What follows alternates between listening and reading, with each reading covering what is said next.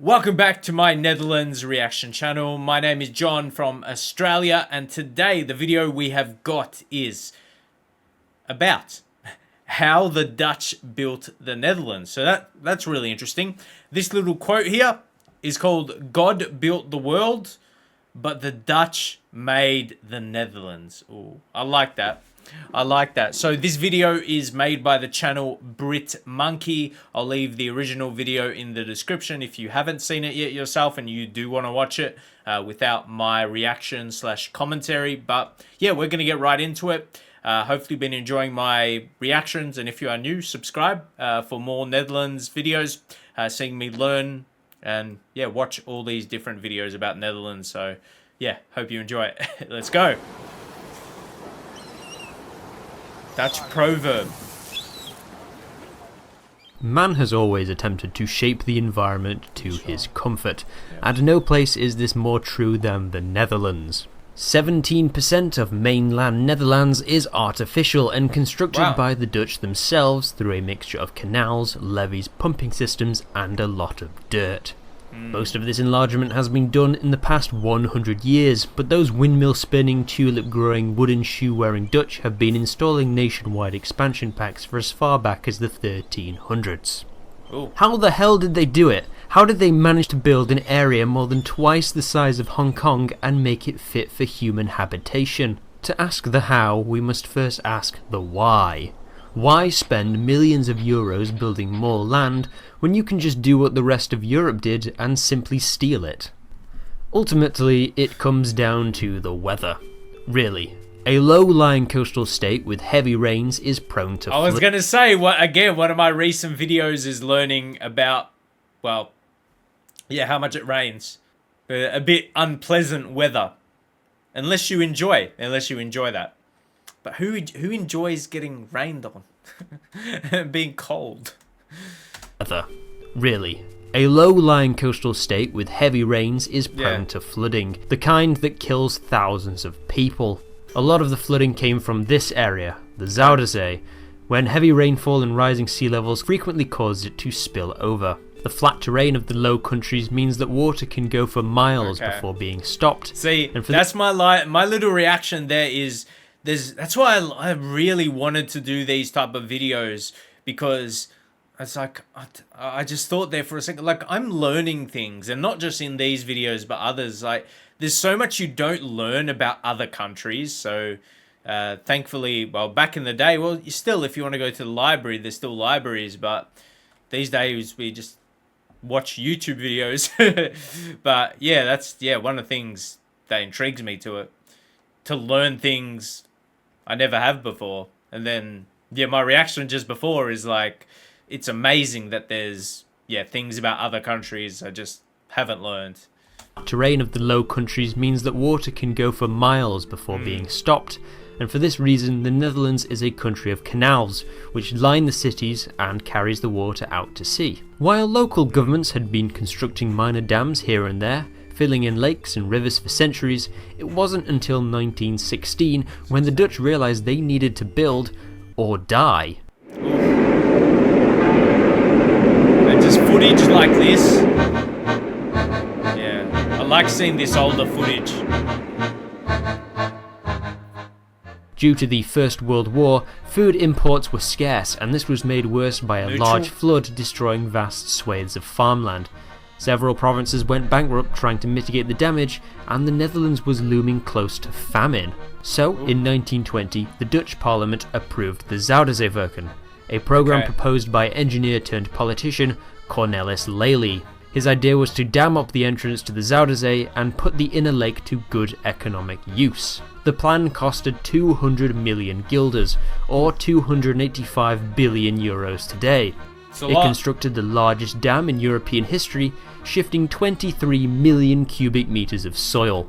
The dam, called the Afsluitdijk, is 32 kilometers long, 7.25 meters above sea level, and is used as a bridge to easily get from North Holland to Friesland. There's also a statue of Lely in the middle, and what looks like a caravan park on one of the islands. I don't know for sure, I can't read Dutch, so how did they do it? While you may think that they just dumped... He said he can't read Dutch. I don't know for sure, I can't read Dutch. So how did they do it? Well, you may think that they just dump vast amounts of dirt into the ocean until it... Wait, that's actually what they did? The Dutch more or less did just dump ton after ton of dirt and rocks into the ocean, topping it off with soft clay and grass to keep it all in place. This wasn't done all at once, mind you, as the Dutch first practiced with smaller distances before building islands along the way as midpoints and joining them up as they went. Then, pumping stations would be constructed to simply throw the water from one side of the dam to the other. Unlike every other public works project, the dam was completed 2 years ahead of schedule on May 28, 1932. The Zuiderzee, which was now a lake, was renamed to the IJsselmeer after the river IJssel that flows into it. And gradually, as the salt water was pumped out and replaced by fresh water from the river, the lake became clean, fresh water. Most Dutch drinking water today comes from this massive lake. With this brand new lake of 1,800 square kilometers, the Dutch had free reign to do whatever they wanted with it. Critically, they had to make back all the money they spent building the dam. So in 1927, the Dutch built another dam around an area called the Veringermeer, and then draining off the water to create new land. This made room for villages, farms and industry, which would grow GDP and the economy. The next polder, as they're called, was Noordoostpolder, which was going well until the Nazis arrived in 1940. Oh, no, not that time. Polder, which was going well until the Nazis arrived in 1940. Trouble looms. While work was expected to stop, the inquisitive Germans allowed it to continue as they had plans building their own polders in Germany and wanted to see how they worked. Interestingly, this project connected the densely populated island of Urk to the rest of the mainland, and the conservative island with its own dialect was forced to mingle with the rest of the Dutch population. When the polder was completed after the war, scientists found that a lot of the former coastline areas were affected by a lack of water, and many farmers suffered as a result of poor crop yields. So with that lesson learned, when it came to make the next polder in 1957, the Flevoland polder was built as an island, with a small river flowing past the original coastline to preserve Gelderland's access to the sea. Flevoland was built in two parts, north and south. The northern, or eastern part, was built first, followed by a short break, and then continued with the southern half. Due to mass flooding and poverty in the rural region of Zeeland, many farmers from the region moved up to Flevoland, beginning a new life, kick-starting the polder's local economy. Furthermore, a housing shortage in Amsterdam forced many of the people to move further away from the city, and many Dutch people found Flevoland as the perfect place to move to. They named their new city Lelystad, after the man who the islanders owe their homeland to. In 1986, Flevoland was combined with Noordoostpolder to create Greater Flevoland, and was officially accepted as the 12th province of the Netherlands. Today it is home to over 420,000 people, and has enough farmland to make the tiny Netherlands the second largest exporter of food in the world, behind only the USA. Flevoland... That's big. Yeah, if you're coming in just behind America. Okay. Take that in again. 20,000 people, and has enough farmland to make the tiny Netherlands the second largest exporter of food in the world. That's impressive. Behind only the USA. Flevoland is the largest artificial island in the world. And then they built one more dam across the lake, just in case. But this isn't the only massive infrastructure project that the Dutch have spent millions of guilders on.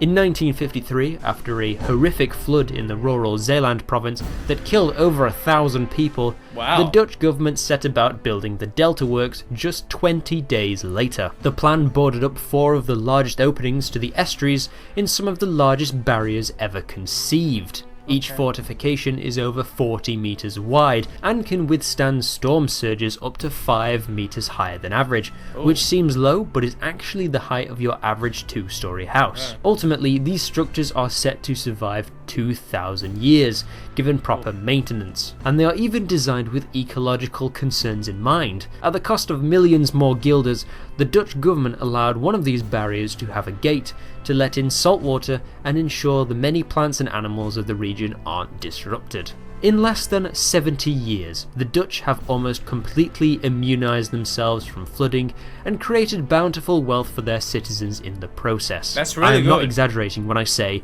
this is one of the greatest achievements in human history. Yeah, that's, if we go back to that for a second.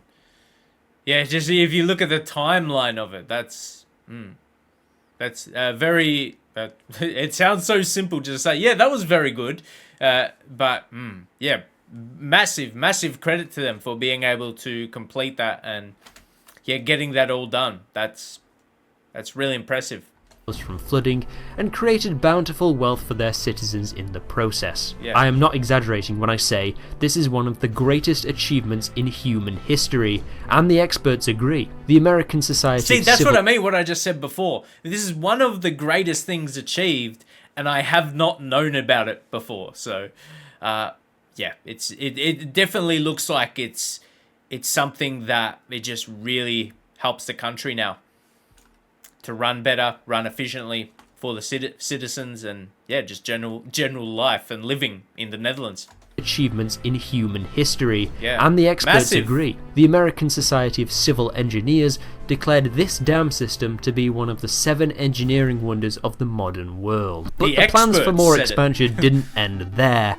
There's no shortage of proposed ideas for where to build in the future, with the Okay. next province of Markerwaarden having begun construction in 2016. Due to the IJsselmeer Bay being cut off from the ocean by the Zuiderzeewerken dam system, many of the local ecosystem has suffered as a result through lack of regular tides and ocean saltwater.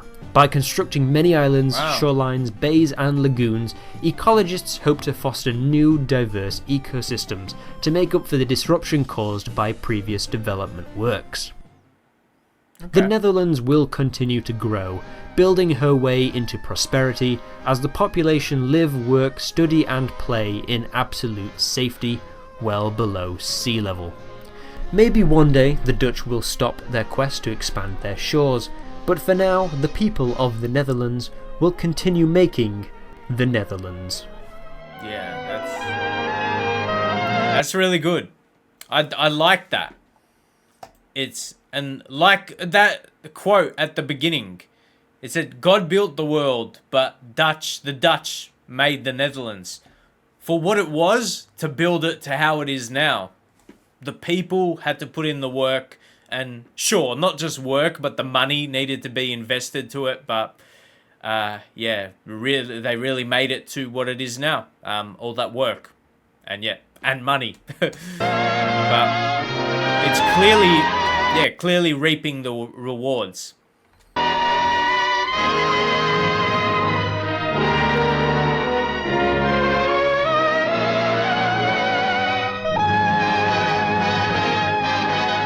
Wow. Yeah, this was really interesting.